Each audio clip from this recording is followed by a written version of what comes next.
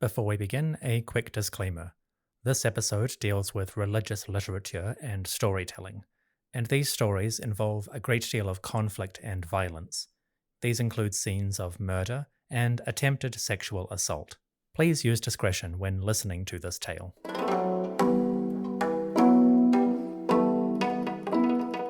Hello folks, and welcome to a bonus episode. A little bit of side content to flesh out the main story. In episode 192, we explored the mythology and role of the great god Seth, but we primarily focused on his historical relationship with the king Sety I. Of course, that historical tale has a lot of background lore, especially from the religious texts. In this episode, we explore that religious literature and try to come to grips with the personalities and roles of Seth as a cosmic and mythological being.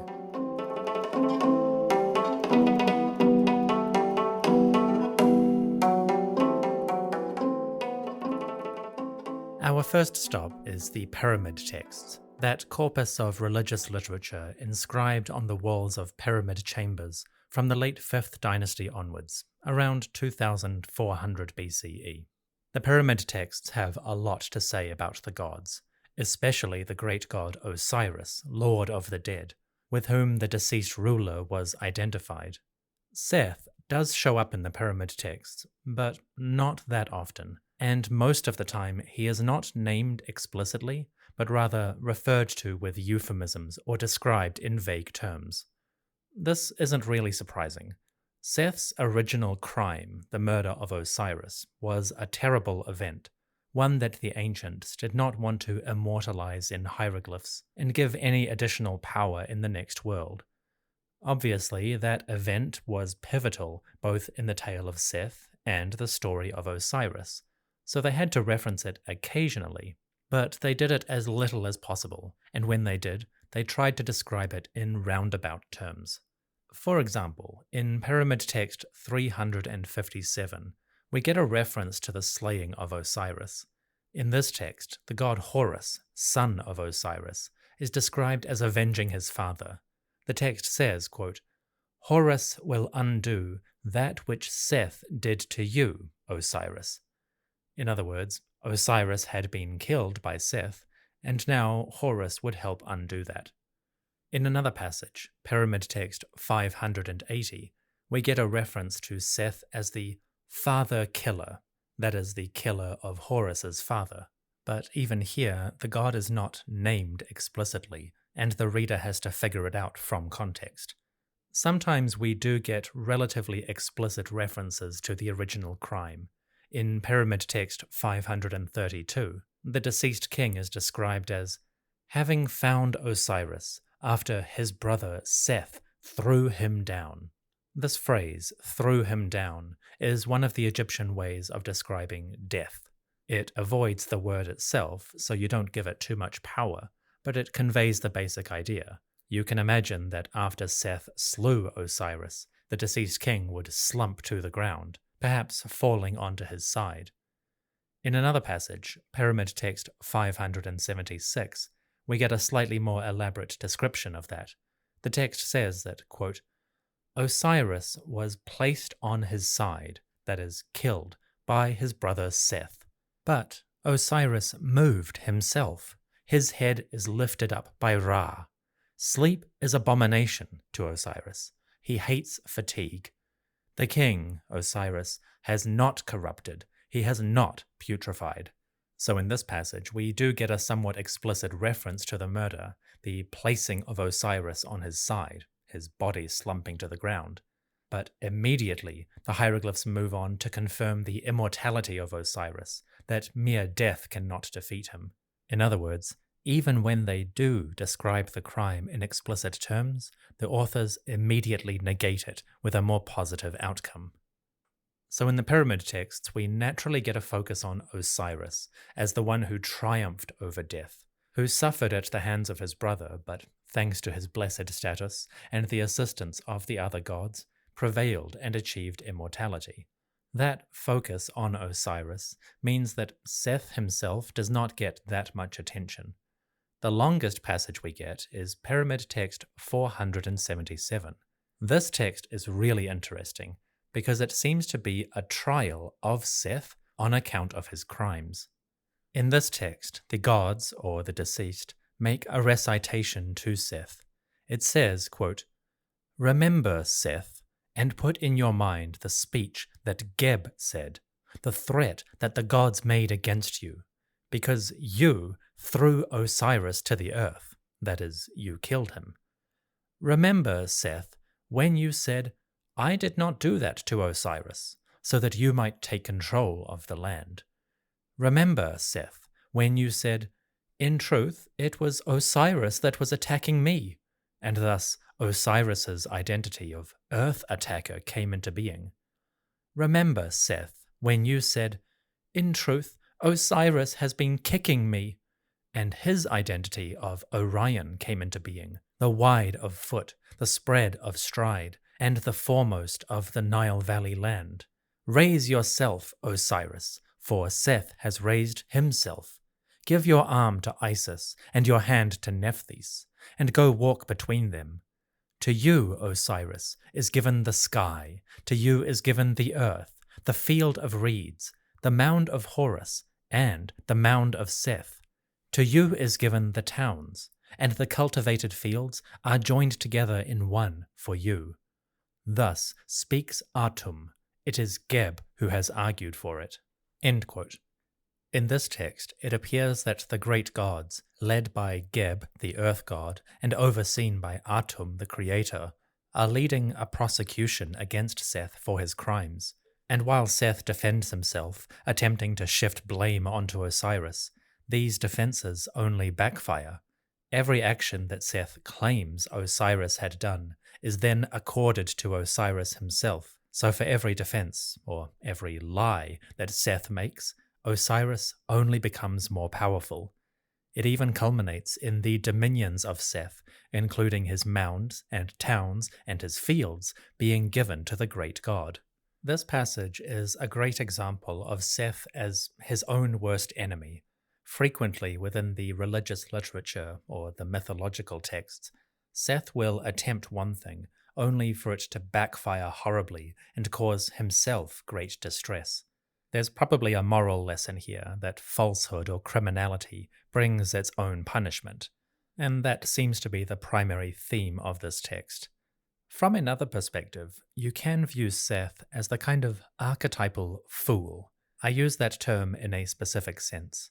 The character within a tale who, while active, even powerful, is often misguided in their goals and actions, and what they pursue will often backfire to dramatic or hilarious consequences. There are elements of these archetypes within ancient Egyptian religious storytelling, and we will explore that in greater detail in the future as the evidence begins to proliferate. But at least in this passage from the Pyramid Texts, we might get a subtle hint of Seth playing that role within the divine cosmos. He is strong, he is active, and he knows exactly what he wants, but his methods are so misguided that they backfire spectacularly. Again, we'll explore that in the future, but it's worth noting here. Following that court case or prosecution, Seth would logically be punished, and we might have glimpses of this within the Pyramid Texts. There is a recurring motif in which the god Seth is forced to carry the body of Osiris upon his back. This appears several times within the Pyramid Texts. Sometimes it is Osiris himself who makes Seth carry him. Other times Horus commands it. And sometimes the divine council, the Ennead, forces Seth to carry Osiris forever. It's an interesting motif that might reflect an early form of Seth's punishment.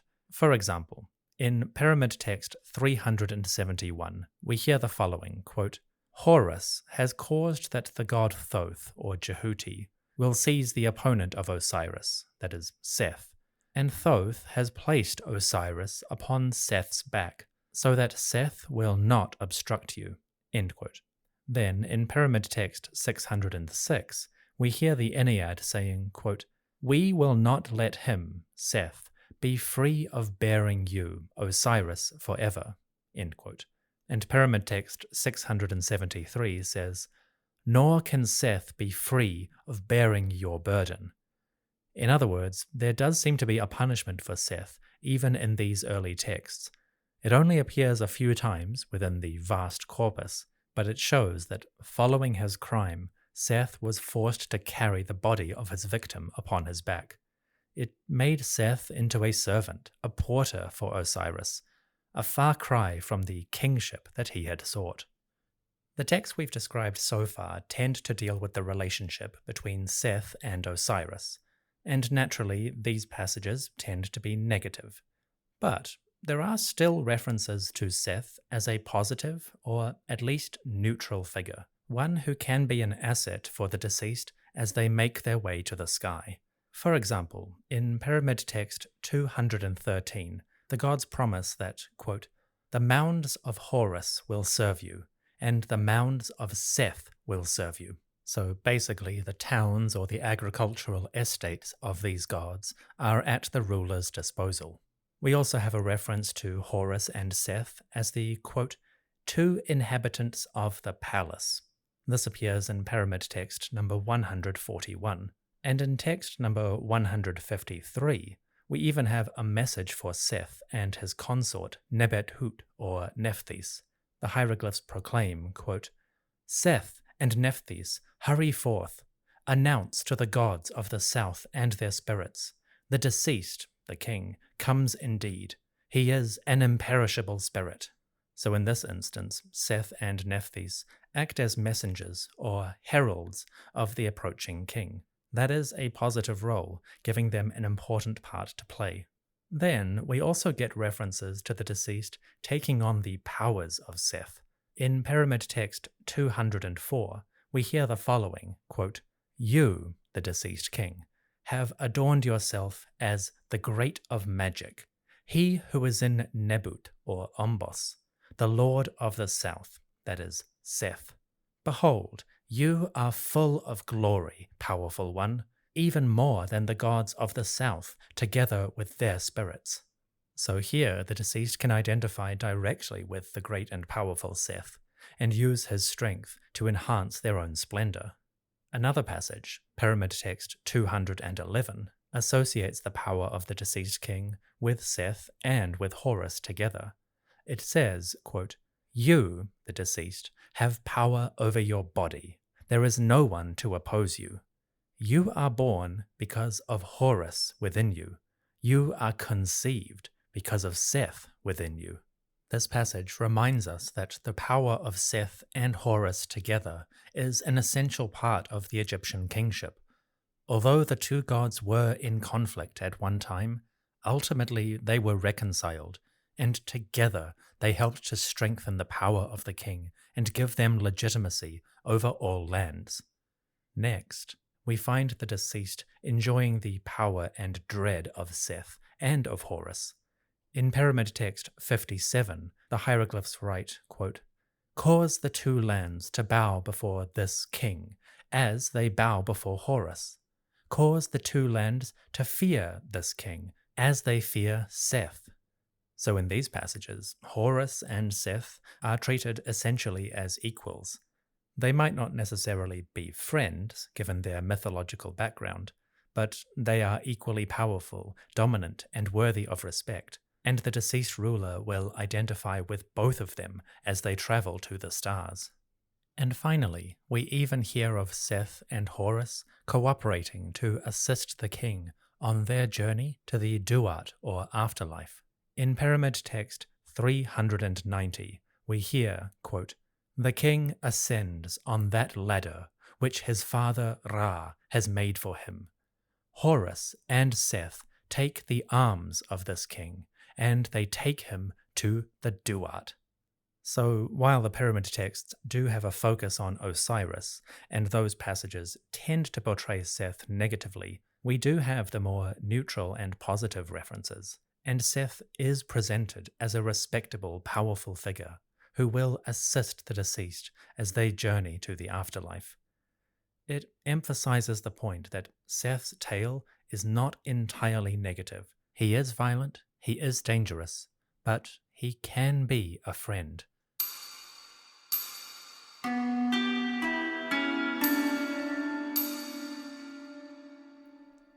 Moving forward, we come to our second collection of texts.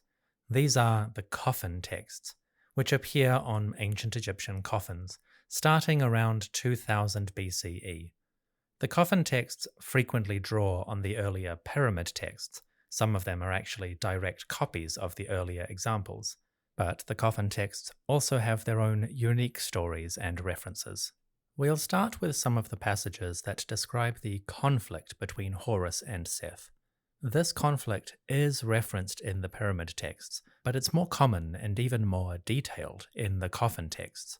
For example, in Coffin Text 9, we have a description of the terrible injuries that these gods inflicted on one another. In one famous scene, Seth tore out the eye of Horus, mutilating his visage and causing him great distress. But Horus later got his own revenge and removed something else from Seth's body. In Coffin Text 9, we get a reference to, quote, "It was he, Horus, who tore off the testicles of Seth," end quote. So while Seth removed the eye and thus diminished Horus' power, Horus got his own revenge, removing Seth's potency. This is an interesting little episode, and it probably reflects some ancient Egyptian attitudes towards masculinity and the importance of certain sexual organs. The mutilation or removal of the testicles parallels nicely with another episode from the contendings of Horus and Seth. In that tale, Seth attempted to assert sexual dominance over Horus. He tried to seduce or sexually assault the younger god. But thanks to the cunning of Isis and Horus's own trickery, Seth is deceived, and ultimately he becomes pregnant with his own seed, an incident that causes him great humiliation before the gods. This scene, along with the removal of Seth's testicles, might give us a glimpse into ancient Egyptian attitudes towards masculinity itself. Both of these punishments, the removal of his testicles and the consumption of seed which makes him pregnant, attack the masculinity of Seth as an individual. The idea might be that Seth is effectively feminized, first through damage to his male sexual organs, and then by the forced performance of a female biological role when Seth is made pregnant. Alternatively, you can view the removal of Seth's testicles as an attempt to pacify or calm the god. One of the defining characteristics of Seth is aggression, a sort of testosterone-laden bravado. A great warrior, skilled in combat, but not exactly thoughtful or cunning. In that sense, the removal of the god's testicles, the removal of his sexual potency, might be a way to calm him down and help him fit more comfortably into an ordered, tidy society. Again, that touches on deeper elements of ancient Egyptian attitudes towards sexuality, behavior, identity, and the physical form. We'll try to explore all of those in the future, but for now, it's worth noting that the removal of Seth's testicles may have another dimension. It is not necessarily a punishment, but rather might be a way of subduing or controlling his more aggressive tendencies. Personally, I suspect that the calming effect is the one that is primarily intended, but again, we'll come back to that in the future. For now, let's get back to the Coffin Texts as a whole, their depictions of Seth and the tales around this god. Later, we hear more tales of Horus's victory over Seth, and how this could benefit the deceased. In Coffin Text 12, for example, we hear, quote, "The gods spoke on behalf of Horus, and they overthrew Seth for him. And they shall speak on behalf of the deceased, and overthrow his enemies for him." This text fits into the classic depiction of Seth as the enemy of Osiris and Horus, the antagonist or opponent of the ruling lineage. We hear that later in Coffin Text 37, which says, "O Osiris, behold that enemy who is among humans. They have come, having joined together with Seth. He has disturbed your weariness." End quote. Again, Seth is an enemy, one that joins with other antagonistic powers and disturbs the peaceful slumber in death of Osiris himself. In Coffin Text 50, we get a rather explicit reference to Seth as an attacker. In this text, quote, "Behold, Seth has come in his own body, and he has said, I will cause the god's body to fear. I will inflict injury on him. I will slaughter him." End quote.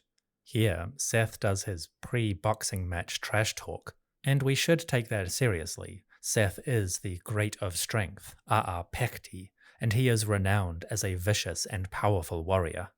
Nevertheless, Seth's attack will fail, because the powers of Osiris and Horus are supported by the other deities. But Seth is the antagonist, and these Coffin texts reflect that classic image. That being said, the Coffin texts also give us references to Seth as a more helpful deity. In Coffin text 16 and 17, we hear the following, quote, "You, the deceased, are Horus, with his white crown on his head. Isis nursed Horus, the nurse of Horus nursed Horus, and the powers of Seth served Horus, over and above his own powers." End quote. That's an interesting text. It seems to describe the upbringing of Horus and the various deities involved in his caregiving, but it includes Seth among those caregivers, one who apparently benefited Horus even more than his own strength. It's not clear if this is a reference to Seth literally being helpful, or if it comes from that earlier theme in the pyramid texts, where whatever Seth does to his enemies only makes them stronger. I suspect the latter is what is intended, but Egyptian mythology is flexible, to say the least, and while a god might be terribly antagonistic in one story or reference, they might be more helpful in another, and the two versions seem to coexist. So despite his antagonistic role, Seth can be helpful, even if it's indirectly or unintentionally. But sometimes he's explicitly useful. In Coffin text 519, for example, the deceased is described as follows, quote, "Hail, deceased one, raise yourself up upon your iron bones and your golden flesh, for this body of yours belongs to a god. Your body will not decay, it will not rot, it will not be destroyed. The warmth that is upon your mouth is the warmth that issues from the mouth of Seth. And the winds of the sky will be destroyed if this warmth, Seth's breath, is destroyed. The sky will be deprived of the stars if that warmth which is on your mouth is lacking. May your flesh" get a reference to iron bones and golden flesh. The golden flesh is a classic image of the Egyptian deities. Many gods are described as having skin of yellow gold. Their bones are white silver, and their hair and eyebrows are precious gems or lapis lazuli. It's all terribly gaudy, and I imagine if you showed the Egyptian gods as they are actually described, they would look like a Met Gala presentation gone crazy. But this one does have an interesting reference. Instead of bones of silver, the deceased is described as having bones of iron. We'll explore that in more detail later in the episode, but for now, just keep it in mind. Seth, like many gods, has flesh of gold, but uniquely, his bones are iron. The Coffin texts, like the pyramid texts before them, present a nuanced picture of Seth. On the one hand, there are the negative episodes, Seth's crime against Osiris and his conflict with Horus, that saw great physical harm done to each combatant. But there are also the neutral and positive references as well, in which Seth and Horus are reconciled to assist the deceased, and Seth can be a powerful friend in one's journey to immortality. Just as the pyramid texts described Seth and Horus taking the deceased king up to the Duat, here you can even find Seth bestowing his power upon the deceased, helping them to live as long as the stars.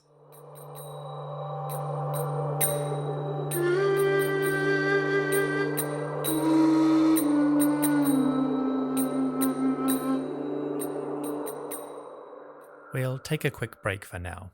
I don't know about you, but that was a lot of religious literature and mythology. After the break, we'll come to the New Kingdom texts, most notably the Book of the Dead, and we'll also discuss some of the archaeological evidence for Seth and his religion. There are temples to Seth within Egypt, and archaeologists have found them. Within those temples, they have also found intriguing artifacts and remains that give hints at the popular veneration and imagery of the god. That is after the break. See you in a moment.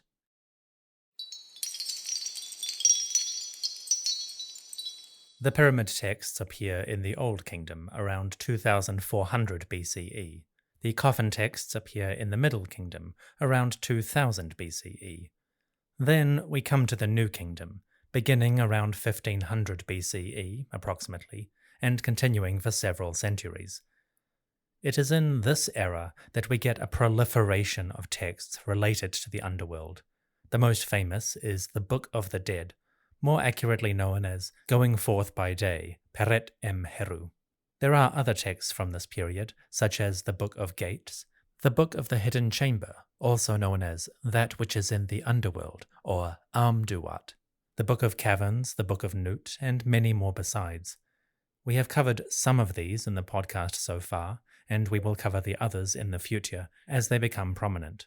Today, I'll keep my focus on 3 texts that appeared during the early New Kingdom and would have been relevant around the time of King Sety I. These are the Book of the Dead, the Book of Amduat, and the Book of Gates. First up, the Book of the Dead. This text, which survives on the walls of tombs and in countless elaborate papyri, is easily the most well-known and probably the most comprehensive description of the Egyptian afterlife and the ways a deceased soul can reach it. Naturally, the god Seth, along with Osiris and Horus, appears frequently in the Book of the Dead. But unlike Horus and Osiris, Seth tends to appear euphemistically.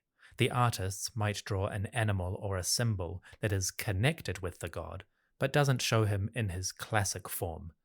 The same is true for the texts, which will go out of their way to describe Seth by some of his titles, but don't name him nearly as often as they do the other gods.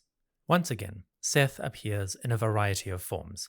Sometimes he is antagonistic and dangerous, other times he is neutral, and sometimes he is a powerful friend indeed. Let's begin. First, we have utterance number 4 in the Book of the Dead. This first appeared in the mid to late 18th dynasty, and it refers vaguely to the competition between Horus and Seth. In this passage, the deceased claims the identity of Jehuti, or Thoth, Lord of Wisdom and Writing, and they describe themselves as, quote, I am the one who separates the 2 companions. This is a reference to Horus and Seth, and their battles which Thoth had to separate. Other references to the competition include utterance number 17 in the Book of the Dead. This appears in the early 18th dynasty, and in one section it says, I, the deceased, have filled the eye of Horus, after it was damaged on the day of the fight between the 2 companions. What is that day? It is the day on which Horus fought with Seth, when Seth inflicted injury on the face of Horus, and when Horus took away the testicles of Seth. End quote. So we get a repetition of that dualistic injury, how Seth mutilated the visage of Horus and took away his eye, and then Horus feminized Seth by removing his testicles and potency. The deceased is clearly identifying with Horus. He is one who renews that eye, helping to heal the god and give him strength for the battle. So in Book of the Dead 17, Seth is still in his antagonistic role. And generally speaking, this is the way it goes when referencing the conflict between the 2 gods. The deceased wants to identify with the legitimate ruler, Horus, and his father Osiris. They don't want to identify with the usurper or the enemy. So this is a common theme in the Book of the Dead, at least when it references that conflict. We also get some very negative depictions of Seth that really denigrate the god and describe him as something quite vile. In utterance 17, for example, the deceased describes, quote, As for that god, the male of the Ba souls, who licks up decay, it is Seth.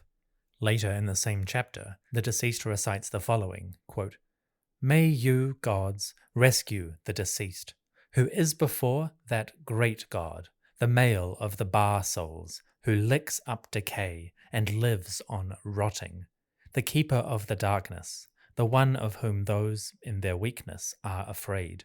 What is that god? It is Seth. End quote. This passage is quite evocative, presenting Seth as a kind of wretched bottom feeder. He is described as Neseb Yuwu, or one who lives on decay. You could also translate this as one who lives on dread, one who lives on death, or simply one who lives on wrongdoing.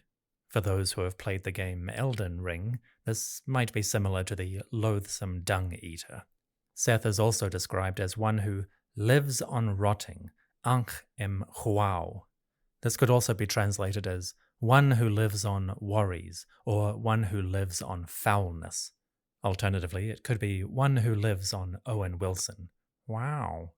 Again, the point is, Seth is a foul being, who in the dark recesses of the night consumes anything in order to live, but he is not a clean or pure deity.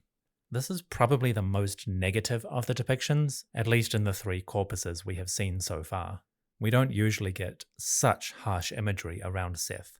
He might be described as the enemy or one who committed great crimes, but he's usually given some respect as a skilled or mighty warrior. It's not often that we hear about him as someone who is vile and detestable. But within the context of the Book of the Dead, as the deceased tries to repel all chaos, falsehood, and deceit, they may occasionally need to denigrate that god in order to reach the kingdom of Osiris. Strangely enough, the very same text, chapter 17 in the Book of the Dead, also has a positive description of Seth. In this passage, the deceased proclaims, quote, "Hail, lords of that which is Ma'at, or that which is true, who set slaughter upon that which is false, who remove all the falsehood that attaches to me. These lords of what is Ma'at are Seth, together with Isedes, the lord of the west." End quote. So in this passage, Seth is anything but an enemy or a disgusting being. He is a very lord of Ma'at, a defender of the cosmic and natural order. It's a strange contradiction, given that it appears in the very same chapter as those descriptions of Seth living on decay and eating that which is rotting. But hey, that's Egyptian religion for you. Extremely complicated, sometimes contradictory, but endlessly fascinating. Other passages within the Book of the Dead present both negative and somewhat ambiguous depictions of Seth. In chapter 23, for example, we hear about the opening of the mouth that Horus performs for Osiris. In this chapter, quote, "Horus has opened the mouth of the deceased, using the tool with which he opened the mouth of his father, Osiris. He used the sky metal, or meteoritic iron, that came from Seth, the tool with which the mouth of gods is opened." End quote. So in this chapter, we get a small reference to Horus performing his proper duties as a son, but also using a tool that belongs to Seth. The specific reference to sky metal, Br in Pet, connects with that earlier Coffin Text example, where Seth was described as having bones of iron. So it seems that even in a ritual like the opening of the mouth, a tool associated with Seth was still appropriate and even useful. Heck, it was powerful. Seth's tool is one that opens the mouth of the very gods. Another one of the negative references comes in Utterance 65. This is from the early 18th dynasty, and the deceased is proclaiming their innocence of any wrongdoing. In this chapter, we hear the following, quote, "Do not seize me, the deceased, as plunder for Osiris. I have never been in the gang of Seth. Allow me to sit at the throne of Ra. Allow Osiris to go forth, true of voice, against Seth, and against the conjurations of Seth, like the crocodile, twice over." End quote. So here, the deceased disavows any association with the Lord of Chaos, and he begs that Osiris will go forth, justified, to prevail over his rival. It's back to that category of Seth as the antagonist and opponent of the ruling lineage, which is standard stuff, but we also get the nice idea that certain violent animals, like the crocodile, are the creations or conjurations of Seth.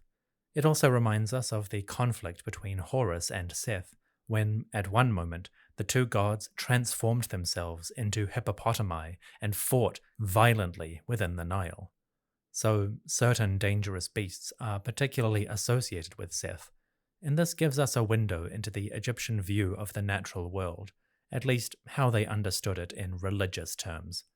Finally, the Book of the Dead does give references to the positive attributes of Seth, in particular his role as a great warrior who defends Ra from all enemies. In utterance number 32, that first appears in the 19th dynasty, we hear the following, quote, "Back, crocodile of the west, the abomination of you is in my belly. I have swallowed the core of Osiris. I am Seth." So in this passage, the deceased identifies with Seth in order to repel dangerous beasts or demons. The same theme appears in chapter 39, which is from the early 18th dynasty. In this passage, we hear the following, quote, "Apep, or Apophis, the enemy of Ra. Your crew is powerful, but you are counted, or known. Move positively, with no evil obstacle coming out from your mouth. I am the sun, Seth, who clears the turbulence of the storm, and circling within the horizon of the sky." Here we get the idea of Seth as the Lord of Storms, a being of unfathomable natural power who rages over the deserts and the seas, and, most importantly, drives away and defeats the enemy Apep or Apophis. This passage illustrates that core theme that Seth, while violent and antagonistic, can also be a force for good. When his violence is properly channeled, it can defend the very order of the universe. Finally, there is an extended description of Seth as a defender of Ra. In utterance number 108, which first appears in the mid-18th dynasty, the deceased claims great powers to protect Ra from any enemy. Here they reference Seth in detail. Quote, "The deceased knows the name of this serpent that is upon its mountain. The serpent's name is one that is in its flame. After the events of the day, the serpent will turn his eyes to Ra, and then the solar bark of Ra will stop with great astonishment. Then the serpent will gorge the 7 cubits of water. But Seth will fend him off with a spear of metal to force the serpent to spew out all that he has swallowed.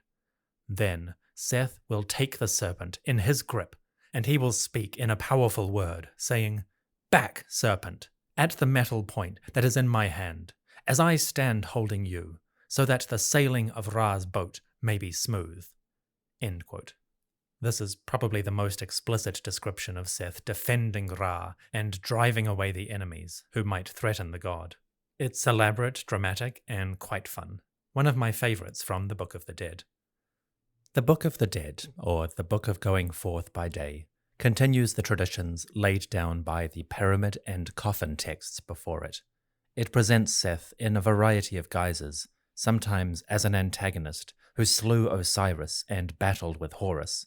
Then the text veers into more neutral and positive descriptions, referencing the power of Seth and his iron bones, and his ability to defend the sun god Ra on his nighttime journey.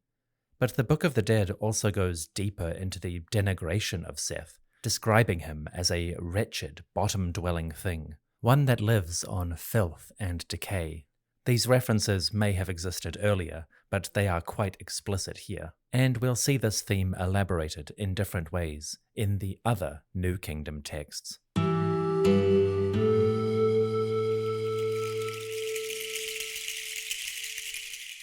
We have 2 more texts from the early New Kingdom that relate to the Egyptian underworld and which include Seth.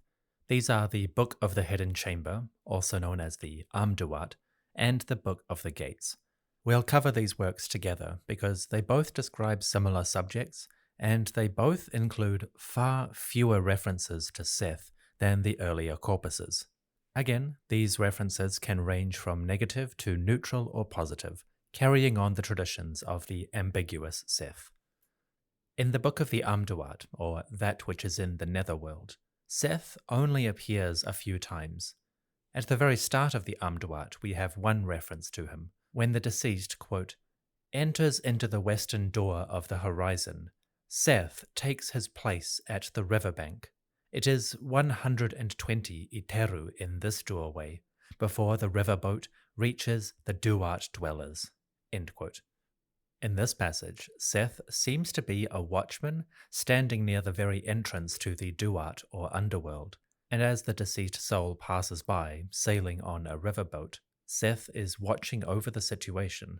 It's slightly ambiguous, but the god is definitely not antagonistic in this particular scene. Later, in hour number 2 of the Amduat, we have a curious deity.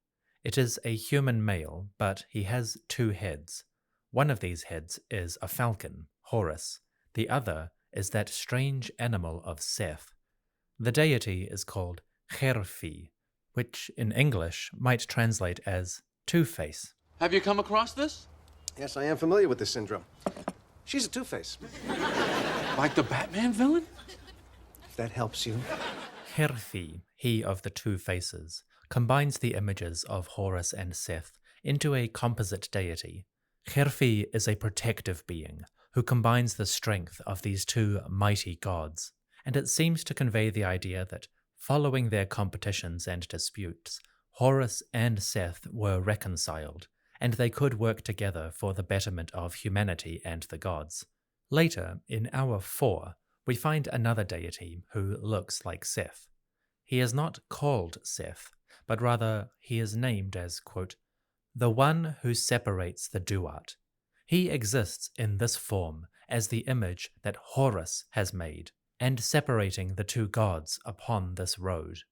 End quote. This is quite a vague reference, and it seems to be intentional. In this part of the Amduat, the deceased has entered the land of Sokar, also known as Rosetau, and here, far from the sunlight of Ra, deities dwell in darkness, and the hieroglyphs describe things euphemistically, even cryptographically, with different symbols substituting for normal words. In other words, this is a land of confusion, the perfect place for a god who embodies a form of Seth to take a watchful position and guard against dangers. Those are the major references within the book of Amduat. Not very many compared to the Coffin Texts or Pyramid Texts, but it gets worse. In the book of Gates, we have just 3 references to Seth. 2 of these are references to that god Herfy, or Two-Face. The god, who combines the powers of Horus and Seth, appears in hour 10 and hour 11, in which they separate or oversee different groups of gods who are part of the netherworld. It's all very mysterious. In one image, Herfy stands on the back of a 2-headed sphinx, while serpent-headed deities, wearing the crowns of southern and northern Egypt, pull on ropes to assist the bark of Ra. In this hour, hieroglyphs say, quote, when the deceased stands up for Ra, then his 2 faces, Herfy, will enter into the deceased, after Ra passes by. So Herfy, combining Horus and Seth, continues in their protective and helpful role. Then, in hour 11, Herfy stands between 2 groups of serpents, or uraei, who face in different directions. The god raises his arms, he seems to have 4 of them, to guide the serpents in different directions. The whole scene is taking place on top of a pair of bows, and the hieroglyphs say, quote, the serpent of the uraei crosses the Duat. The bows carry his 2 faces, Herfy, as the god's mystery.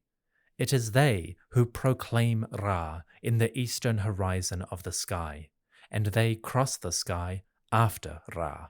So in this scene, which takes place quite near the end of the Book of Gates, Herfy, Seth and Horus combined, acts as a herald of the sun god. This is similar to a passage that happened all the way back in the Pyramid Texts, when Seth and Nephthys were commanded to act as heralds, bringing news of the king's resurrection to the great gods. But here it's taking place in an entirely new form. The Seth element is still there, but Nephthys has disappeared, and Horus has taken her place. It's tempting to see this as a kind of long-term evolution of the god. Around 2400 BCE, Seth and Nephthys together acted as the heralds, but 1,000 years later, around 1300 BCE, it is a new hybrid deity who performs the same role. So at least these two references are positive. Herfy is a helpful deity who fulfills important roles. But the last reference to Seth in the Book of Gates is another one of those negative depictions. And it's a doozy. As we round out the religious literature, we have, perhaps, the most insulting depiction of Seth we've seen so far. Halfway through the Book of Gates, between hours 5 and 6, we have a most important scene. This is the Judgment Hall of Osiris. The King of the Dead sits upon his throne as a long line of deceased souls stand before him. They are the hopeful, trying to enter the underworld, but they must be judged, with a scale balancing their heart against the symbol of Ma'at. The Judgment Hall in which Osiris reigns is arguably the most important part of one's journey to the next life. Naturally, Seth could be a dangerous force in this kind of situation. The god's unpredictability, his chaotic nature, might upset the scales and bring confusion or falsehood to Ma'at. That could easily endanger a soul as they attempt to enter the eternal paradise. So, in the Judgment Hall of Osiris, we have a reference to Seth, but in a strange form. In this scene, while Osiris judges the dead, we see a large black pig. He is being chased away by a baboon who holds a stick and drives him forth. The pig is called Ammu, or the Swallower, and the baboon is a stand-in for Jehuti or Thoth, the Lord of Wisdom and the protector of Ma'at. The hieroglyphs describe what is happening. Quote, "When this god, Thoth, has appeared, he causes that which was swallowed to be spat out. The words of the true of voice are exalted, as this god, namely Thoth, renders judgment." Essentially, the baboon, Jehuti or Thoth, drives away Seth in order to protect the Hall of Osiris.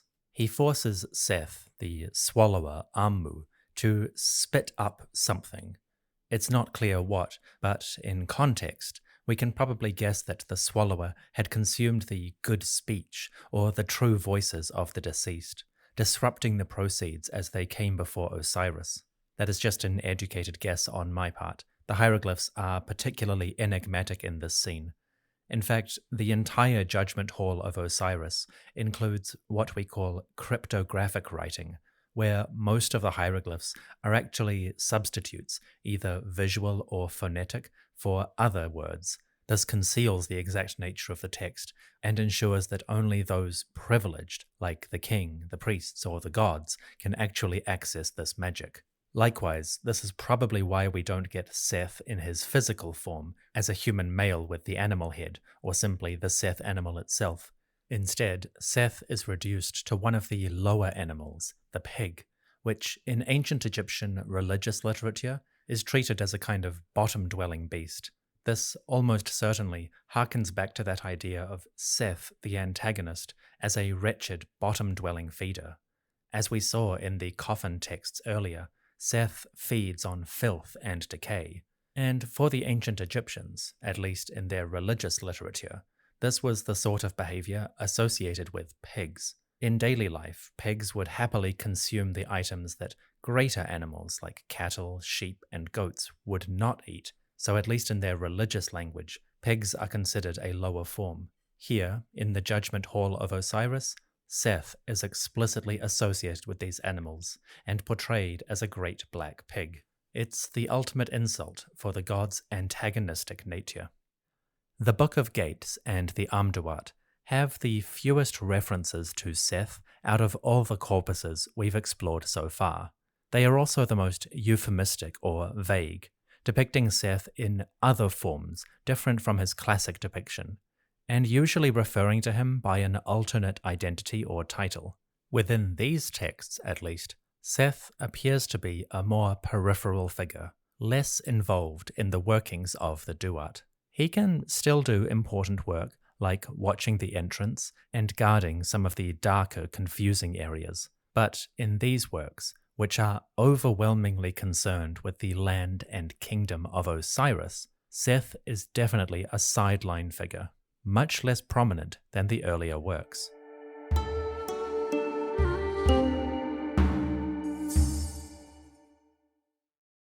Whew, that's a lot of religious literature. And we didn't even cover every single instance of Seth within these texts. But broadly speaking, you get the general picture. Seth has at least 3 characteristics or behaviors within the religious literature. Oftentimes, he is the negative, antagonistic force, the god who slew his own brother Osiris and had to be punished by the divine council. The same god contended violently with Horus, the son of Osiris, and the two battled for supremacy and the kingship of Egypt. Within these tales, Seth comes across as a violent, destructive figure. He threw Osiris down onto his side. He gave false testimony to the divine council, committing an act of transgression against truth or ma'at. He mutilated the eye of Horus, and in return received his own wound with the removal of his testicles. These are the tales of Seth the chaotic, the deceitful, trickster, conman, a god of aggression and disruption, a bravo, a thug, a threat to the divine order, who must be driven away from the halls of Osiris, lest he disrupt the testimony and judgment of the dead. This incarnation or aspect of Seth is a vile figure, a bottom-dwelling animal like a pig or a hippopotamus, prone to unrestrained aggression, something that must be pacified and controlled as much as possible. This is Seth the enemy, Seth the swallower, Seth the father-killer.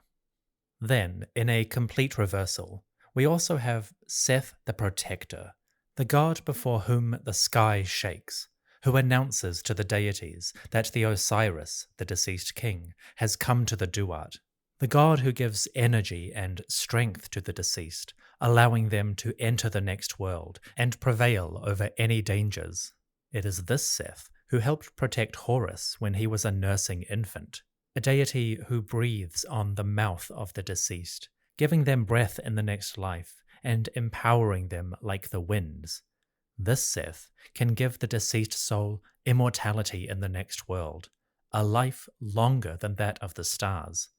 And then we have Seth the defender of Ra, who stands on the bark of the solar god and drives away the enemy serpent, Apep or Apophis. This Seth wields a wicked spear, and he grabs the serpent and throws him away, clearing the sky and the passage of Ra. This is Seth, the great of strength, the son of Nut, the lord of Ombos, a god well worthy of respect and admiration, for his violence, his aggression, is channeled to a good purpose, the protection of the natural and divine order, Ma'at. A god who knows the name of Ra's enemies, who rages like a storm and drives away any threats. Finally, we have the ambiguous Seth, a god who is present in the afterlife and the world of the gods, but who neither assists nor obstructs the deceased on their passage. This Seth might appear in his classic form, or as the two-headed deity Herfy, who combines the powers of Seth and Horus into a deity that watches over the mysterious regions of the Duat. This Seth is neither destructive nor beneficent. He simply is. He performs a key duty within the next world, but he takes little care for those passing through. These 3 facets, these 3 aspects to Seth's personality, remind us of the crucial truth. Ancient Egyptian religion, and especially their religious storytelling or mythology, did not operate on a simple binary of good and evil. Seth's aggression, his destructiveness, and his dishonesty were chaotic elements, to be sure. They could pose a great threat to certain aspects of the divine and the natural world. Nonetheless, they were inherently part of those worlds, and the ancient Egyptians recognized that Seth had an important part to play within the cosmos. He was not a god to be ignored or banished entirely from existence. You might occasionally remove him from a certain context or situation where his influence was more harm than help, but he could not be denied, at least not for long.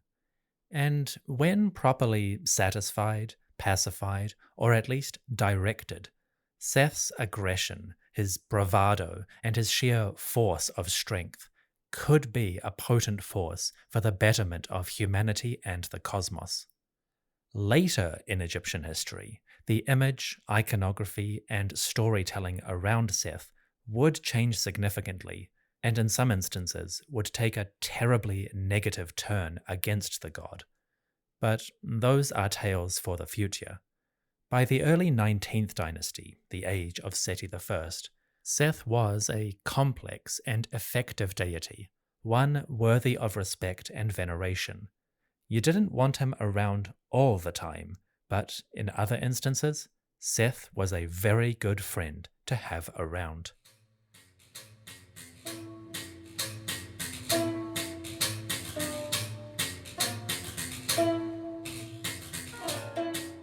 We are not done with Seth just yet. Today we have focused on the religious literature, the lore of Seth, if you will. But there is another component that we need to cover. In the next episode, we will visit the cult centers of Seth, at least the ones that existed by 1300 BCE. We will discuss the noteworthy art and iconography of the god, especially from the New Kingdom, when famous monarchs like Sety I, Horemheb, Hatshepsut, and Thutmose III venerated and honored Seth, and treated him as an essential part of the kingship and its iconography.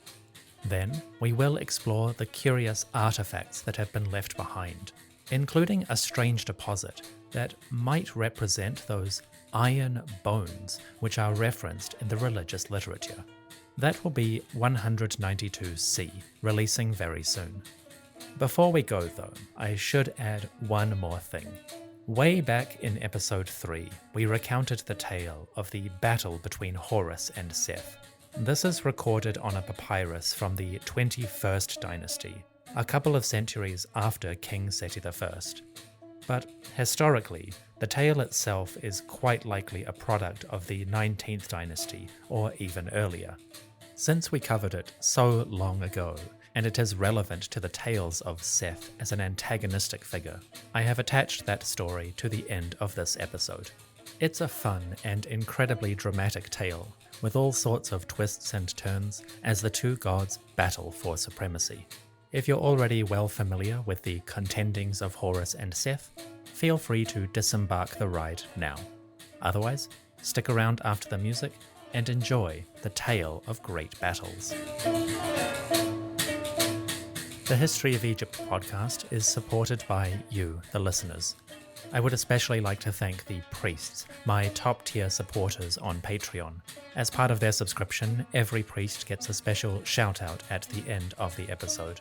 At the time of recording, the priests are Veronica, Ashley, Nidin, Kyla, Evan, Andy and Chelsea, Mykost, Yola, TJ, Terry, and Linda. These fine folks help to pacify the chaotic force of Seth. Their offerings allow the priests to direct Seth into more productive pursuits. And thanks to their generosity, we can defend the Nile Valley from the winds, the storms, and the waves of the Great Sea, and ensure that the chaotic, dishonest Seth becomes a force for good, rather than a force of harm. Thank you so much for your generosity. And to everyone who supports the podcast on Patreon or simply by listening, thank you for joining me. I hope you've enjoyed the show.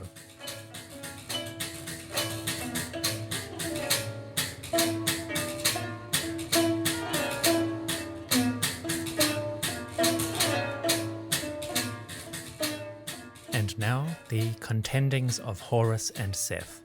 An excerpt from episode 3 of the podcast, recorded many, many years ago. The original text is found on Papyrus Chester Beatty, which dates to the 21st dynasty. But from the construction of the text, specifically its grammar and language, It is quite likely a product of earlier centuries, possibly the 19th dynasty, the age of Sety I and Ramesses II, or perhaps even older. There is scholarly debate around that, but we'll cover those in the future.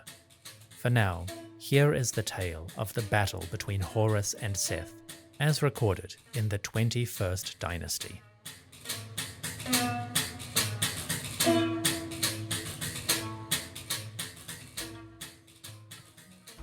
Long, long ago, in the millennia before humans rose to rule the earth, power was given to the great gods to decide our fate and to rule Egypt for eternity. Great beings like the creator, Atum, Ra, the sun god, and Osiris, the lord of agriculture, governed the world of humans and animals. Their rule was good, the very definition of justice and order. When gods spoke, their words were always true. The greatest ruler of all was Osiris. Osiris, or Useru the Mighty One, was the Lord of Eternity, a king of gods. He was holy of forms and numerous of names. Osiris ruled Egypt with wisdom and justice. He was the definition of a good king. Osiris had a brother, Sutekh. He also had two sisters, Iset and Nebet-Hut. These four siblings were the masters of the earth, given power by their divine parents. Osiris and Iset, or Isis, were a couple. Sutekh and Nebet-Hut, or Seth and Nephthys, were another. Between them, the majesty of worldly power was shared. Osiris ruled over humanity, and he ensured that Egypt flourished. Farmers looked to him to make their crops grow, and Osiris helped the annual flood to rise and nourish the crops. Over time, the cult of Osiris replaced that of many other gods, and he became the master of a whole range of powers. Osiris's brother, Seth, or Sutekh, desired this power for himself. Sutekh was lord of the desert and master of storms. The wind swirled at his command and kicked up mighty sandstorms that buried settlements and destroyed crops. A master of confusion, Sutekh caused great anxiety and uncertainty for humans living beneath his power. Sutekh was synonymous with concepts like turmoil, storms, and rage. His hieroglyph appears in those words. The story goes that Sutekh, Seth, envied the rule of Osiris and wanted it for himself. He played a trick on his brother, locking him into a chest and throwing it into the sea. In some versions, Sutekh cut Osiris into many pieces and tossed them into the Nile River. When he did this, Sutekh upended the natural order of the world. Osiris was dead, and uncertainty reigned over the land. For gods and humans, such disrespect, such chaos was horrendous.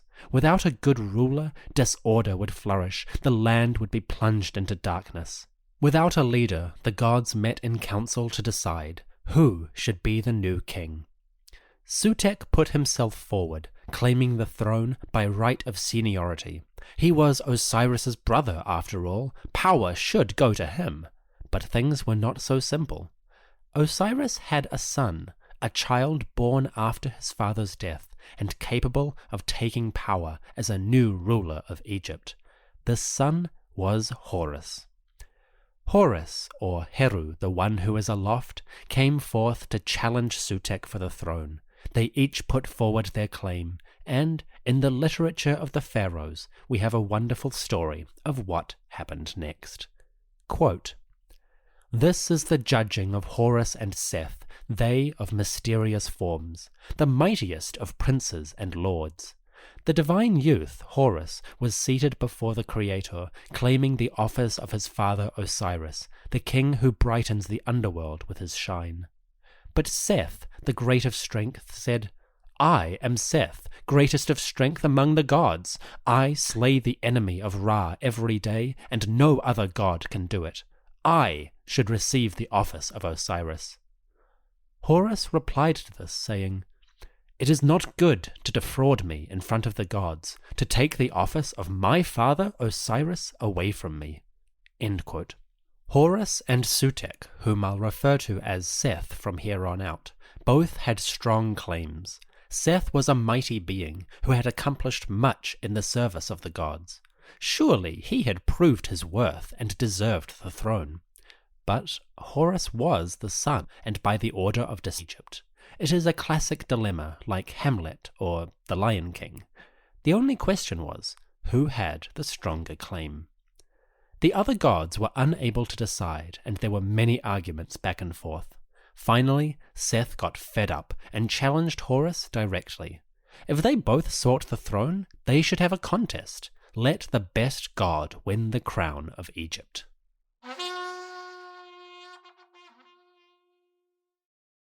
Round 1 was a trial of endurance. The two gods, capable of shape-shifting, transformed themselves into hippopotami and submerged within the waters of the Nile River. They held their breath. Whoever could stay under the longest would win the contest and earn the kingship for themselves. The two gods went down into the water and waited. On the riverbank, a goddess was watching.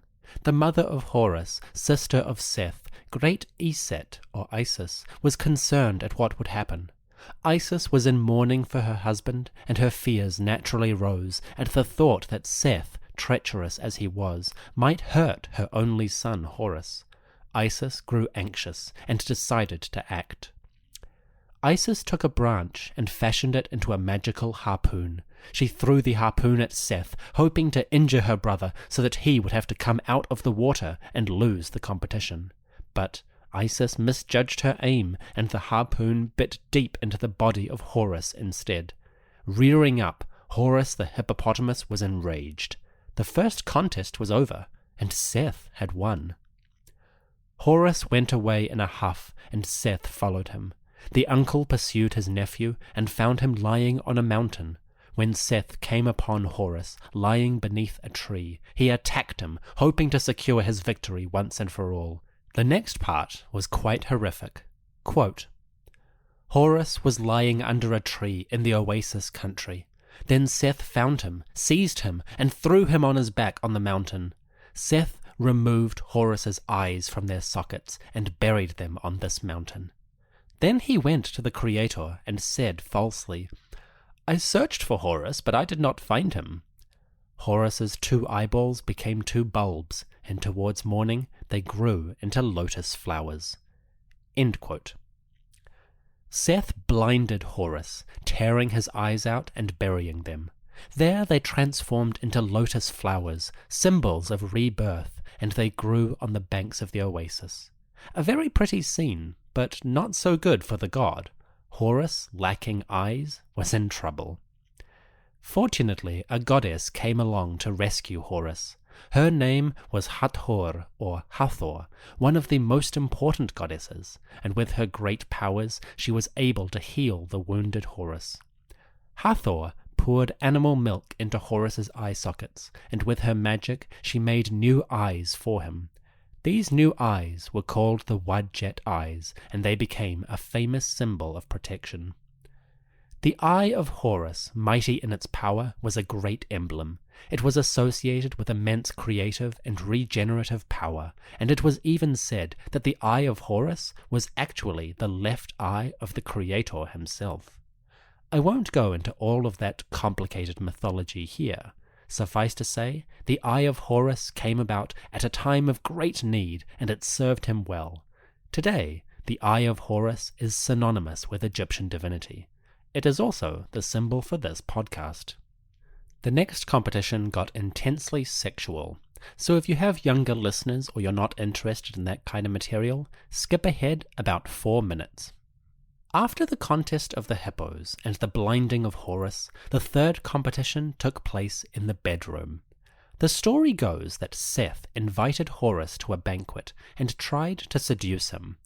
Horus pretended to acquiesce, and the two went to bed together, whereupon Seth, quote, let his member become stiff, and he inserted it between the thighs of Horus. End quote. Graphic stuff, but this is the ancient world. Sexuality was much more free. What's important here is who was doing the inserting. Seth was the top. which in ancient morality meant that he was the man. This contest was a challenge of masculinity. Seth tried to treat Horus as a woman, to feminize him, in order to prove that the younger god was unfit to rule Egypt. In a patriarchal society, this made perfect sense. Unfortunately, Horus outsmarted him. Horus tricked Seth and fooled him into thinking that he had succeeded when he hadn't. Horus captured Seth's bodily fluid and he took it to his mother, Isis. Isis was horrified, and the two concocted a plan to get revenge on Seth.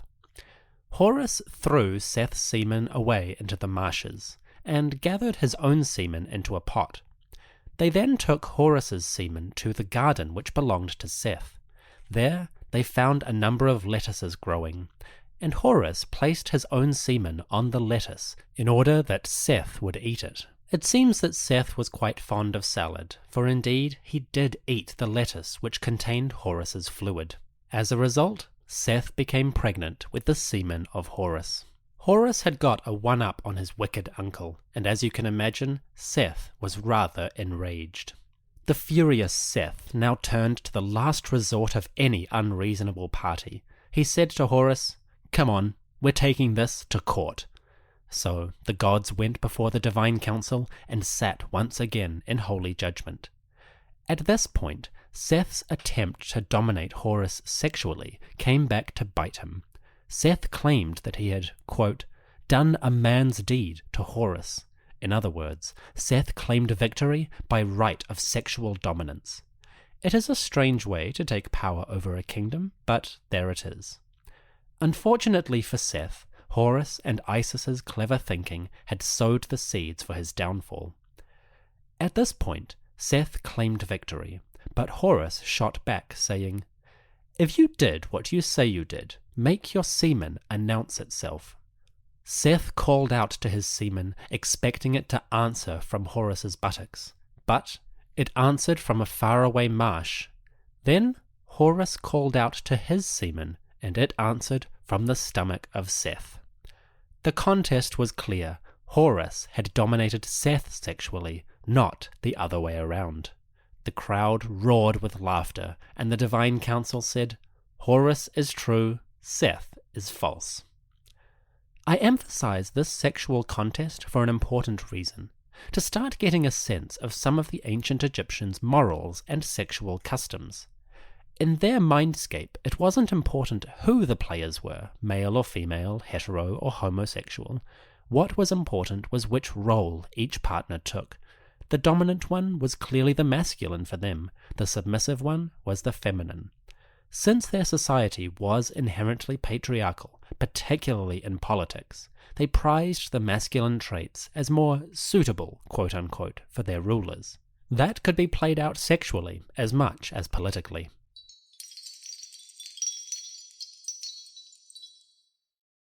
The story progressed through a couple more phases and competitions, which I will explore at another time. In the last phase, the contest reached its worst anger, and the Divine Council came to its last resort. Unable to choose between the brother of Osiris, Seth, and the son, Horus, they decided that the only thing to do was to ask Osiris himself. Now Osiris was dead, of course, but that was no barrier for the gods. They simply wrote a letter to the king, who now lived within the underworld, and asked him his opinion. Who should have the throne, his brother or his son? Osiris responded as you would expect. He said, "Are you mad? Give the throne to my son!" So that was that. The decision of Osiris could not be challenged, and the gods settled the matter accordingly. They gave the crown to Horus. Quote, "After all of this had transpired, the Creator said, 'Bring me Seth, bound up and tied.' So Seth was brought, bound as a prisoner, and the god said to him, 'Seth, why have you resisted being judged, and tried to seize for yourself the office that belongs to Horus?' Seth sneakily said, 'I have done no such thing, my good lord. Let Horus be summoned, and I will give to him the office of his father Osiris.' Then Horus received the crown on his head. The gods placed him on the seat of his father, and they said to him, 'You are the good god of Egypt. You are the good Lord of all lands forever and ever." End quote. Horus was crowned king, and the land came to peace. The tale ends with a celebration of Horus as the king and a consolation prize for Seth. Seth, defeated, was given a new job, to become the Lord of Storms, where he, quote, "shall thunder in the sky and be feared." Seth accepted this, and the tale ended happily. The text closes by saying, "It has come to a good ending in the place of truth."